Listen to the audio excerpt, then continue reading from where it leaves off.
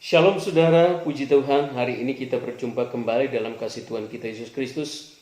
Nah, video kali ini saya memberikan tema yaitu hal menghakimi atau jangan menghakimi. Nah, saya baca dulu di dalam ayat topik pembahasan kita kali ini, di dalam Injil Lukas pasal yang ke-6 ayat yang ke-37. Janganlah kamu menghakimi, maka kamu pun tidak akan dihakimi. Dan janganlah kamu menghukum, maka kamu pun tidak akan dihukum. Ampunilah dan kamu akan diampuni. Saudara, kenapa Tuhan Yesus memberikan peringatan yang keras melalui firman Tuhan ini kepada kita semua, orang-orang Kristen, orang percaya, orang-orang yang percaya kepada nama Tuhan Yesus Kristus? Karena Tuhan tahu bahwa kita adalah sesama manusia. Tuhan menyadari sesama manusia, orang atau manusia yang masih hidup di dalam daging, ketika dicubit dan masih merasa kesakitan atau merasa sakit, maka itu adalah manusia yang masih hidup di dalam daging. Sekalipun kita telah menerima Yesus, kemudian kita diampuni dosanya, kemudian kita masuk, nama kita dicatat di dalam buku kehidupan di surga, dan kita masuk di dalam bagian atau golongan orang-orang percaya, tetapi bukan berarti orang lain, bukan berarti kita tidak bisa melakukan dosa lagi. Dalam hal ini, tidak berarti saya mengatakan atau memberikan kelonggaran kepada kita bahwa kita boleh melakukan dosa. Tidak sama sekali. Alkitab menjelaskan atau melarang dengan keras untuk kita hidup takut akan Tuhan, hidup menuruti segala firman yang diperintahkan kepada kita. Artinya, ketika kita sudah percaya kepada nama Yesus, maka tidak boleh ada seorang pun yang hidup di luar firman. Tetapi karena kita masih hidup di dalam daging, di bawah atmosfer dosa di dunia ini, maka kadang-kadang kita lemah, kita lengah, dan kita terpengaruh oleh rayuan iblis. Sehingga kita masih bisa melakukan dosa. Mungkin kita berbohongkah? Mungkin kita mencurikah? Mungkin kita menipukah? Ya? Mungkin juga kita melakukan hal-hal yang benar-benar lebih berat, bertentangan dengan firman Tuhan. Mungkin kita berbuat zinakah? Bahkan Alkitab mengatakan begini. Ketika kita melihat seorang wanita, lalu menginginkan wanita itu di dalam hati kita, itu sudah berbuat zina di dalam hati kita dengan orang tersebut. Dan itu dosa. Nah, kemudian sebaliknya seorang wanita melihat seorang pria menginginkan di dalam hatinya sudah berbuat dosa. Nah, saudara, kemudian kita memberikan informasi yang tidak baik tentang orang lain, itu juga sudah berbuat dosa. Atau kita memfitnah seseorang, itu juga sudah berbuat dosa. Karena itu ayat ini dengan tegas mengatakan kepada kita, janganlah kamu menghakimi, maka kamu pun tidak akan dihakimi. Janganlah kamu menghukum, maka kamu pun tidak akan dihukum. Kemudian, ampunilah, maka kamu akan diampuni. Jadi sesama manusia, kita tidak boleh saling menghakimi. Saya banyak sekali melihat orang-orang Kristen, bahkan hamba Tuhan, yang seringkali dan cepat sekali mengeluarkan kata-kata penghakiman terhadap orang lain. Ketika mendengar tentang sesuatu yang buruk tentang orang tersebut. Atau bahkan menangkap basah seseorang yang berbuat dosa, berbuat salah. Mereka rame-rame untuk memvonis orang itu, rame-rame untuk menjustifikasi orang tersebut. Ya, rame-rame mereka mengata-ngatai orang tersebut, dan seakan-akan mereka ingin menghancurkan orang tersebut. Saudara, Alkitab tidak pernah mengajarkan kita untuk melakukan hal demikian.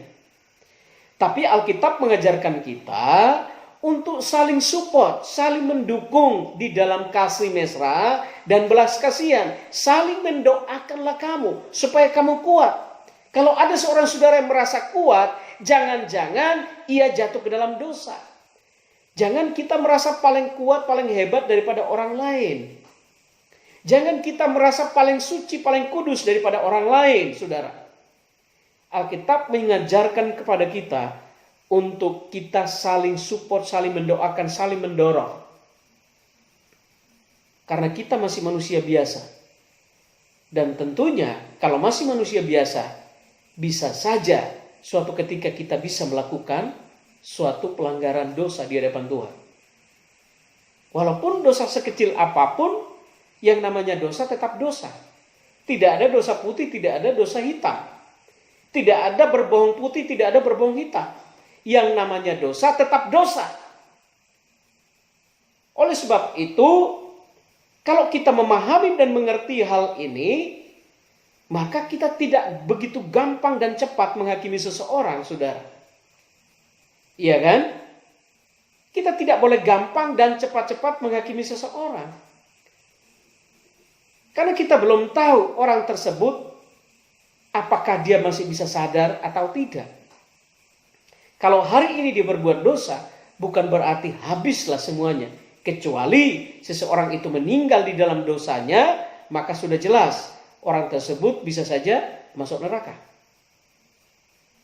Tetapi apabila masih ada kesempatan untuk orang itu berbuat kebenaran, dia berbalik dari jalan-jalannya yang jahat dan percaya dan mengikuti terus Yesus dengan segenap hatinya dan melakukan kebenaran firman yang disampaikan Tuhan Yesus kepada kita melalui Alkitab ini, maka masih ada harapan, kesempatan buat orang tersebut diselamatkan. Ada amin, saudaraku? Haleluya. Jadi jangan kita lekas-lekas memvonis seseorang. Kita hanya memberi nasihat, menegur seseorang, tetapi menegur dengan kasih. Apabila seseorang itu sulit untuk ditegur, maka kita patut menghadapkan orang itu di hadapan empat mata. Kecuali orang itu udah sulit ditegur, dia begitu dengan keras hati, maka dihadapkan di hadapan jemaat. Seperti itu. Kalau orang itu benar-benar sudah nggak bisa dinasehati dan betul-betul susah, ya biarkan dia berurusan dengan iblis. Makanya tuh Rasul Paulus mengatakan serahkan dia kepada iblis. Serahkan dia kepada iblis di situ bukan berarti kita ambil orang itu kita serahkan kepada iblis, bukan. Artinya apa? Karena orang itu tidak mau dinasehati, orang itu tidak mau berubah, maka jelas bahwa yang lebih dominan di dalam hidup, di dalam hatinya itu adalah iblis. Karena iblis itu adalah bapak pendusta, bapak pembohong, bapak pembuat dosa dari sananya. Haleluya, puji Tuhan saudara. Karena itu saya yakin Tuhan tidak pernah mengangkat kita menjadi seorang hakim untuk saudara-saudara kita. Kita baca lagi satu ayat ya. Di dalam Roma pasal yang ke-14 ayat 13. Karena itu janganlah kita saling menghakimi lagi, tetapi lebih baik kamu menganut pandangan ini. Janganlah kita membuat saudara kita jatuh atau tersandung. Nah saudara, ketika kita melihat seseorang melakukan sesuatu pelanggaran, kita melihat dengan mata kepala kita sendiri, lalu kita rame-rame menjustis orang itu, rame-rame memvonis orang itu, rame-rame mengata-ngatai orang itu dengan kata-kata yang kasar, otomatis dengan perkataan kita itu, dengan sikap kita itu, dengan cara kita itu, menghancurkan orang itu, membuat seseorang itu semakin jatuh dan tersandung. Dan bisa saja dia tidak bangkit lagi. Betul saudara? Bisa saja orang itu tidak bisa bangkit lagi. Karena apa? Dia merasa dirinya kotor, dia merasa dirinya dosa, dia merasa dirinya tidak mungkin diampuni lagi, dia merasa dirinya sudah nggak berguna. Lalu yang dia lakukan adalah semakin giat hidup dan tinggal dalam dosa. Buat apa saya hidup? Lebih baik saya hidup nggak karu-karuan, karena saya sudah dicap seorang pendosa, seorang yang tidak baik, dan seorang yang tidak mungkin bisa berubah lagi. Akhirnya apa? Dengan sikap kita seperti itu membuat seseorang itu menjadi tersandung. Kita baca lagi satu ayat sebagai ayat yang terakhir.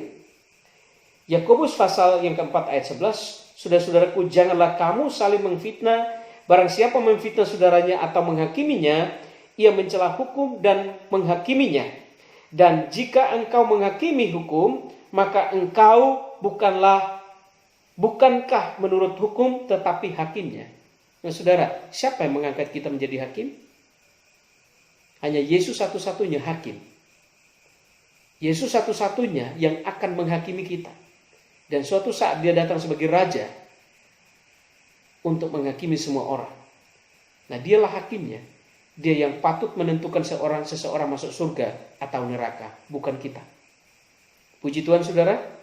Karena itu ingat, orang-orang Farisi menempatkan perempuan yang kedapatan berbuat dosa. Dan Yesus berkata, barang siapa yang mengaku atau menyadari bahwa dia tidak pernah dosa, melemparkan perempuan itu dengan batu. Karena mereka mengatakan bahwa menurut hukum Musa, orang semacam ini harus dilemparkan dengan batu sampai mati. Tapi akhirnya mereka semua satu demi satu pergi meninggalkan Yesus dan perempuan itu karena mereka semua merasa berdosa. Puji Tuhan, Tuhan Yesus memberkati. Shalom.